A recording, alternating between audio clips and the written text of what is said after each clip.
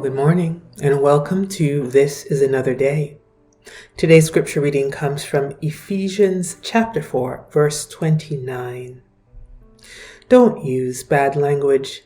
Say only what is good and helpful to those you are talking to, and what will give them a blessing. The incidence of anti-Asian bias, hatred, and discrimination, which came to the forefront during the past year while the virus raged, and most recently in the headlines with the shootings in Atlanta, are abominable.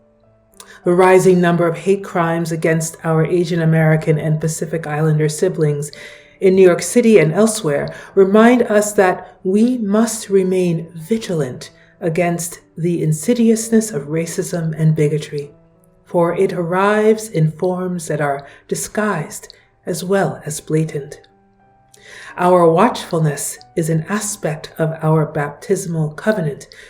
We have a mandate to love, to remain in solidarity with anyone whose dignity is threatened, for we are to love our neighbor as ourselves. As Romans 14 verse 9 tells us, so then let us pursue what makes for peace and for mutual upbuilding, willing to speak up on behalf of others in their time of need.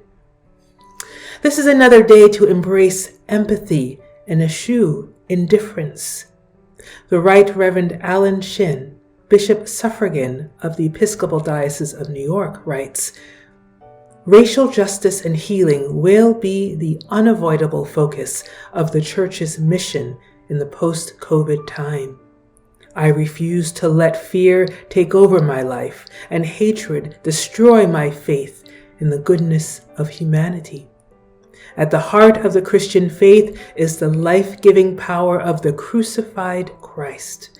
Love is the way of the cross, and love will win over all hatred.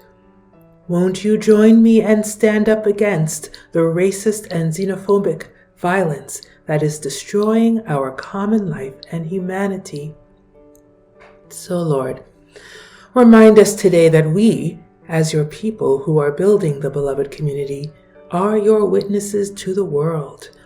Today, allow your light of grace, love, blessing, and presence to shine forth as we remain vigilant in repudiating the prejudice that stems from fear, and as we maintain our social and spiritual solidarity with all of your children. Thank you for being with me today, and I hope to see you soon. Bye.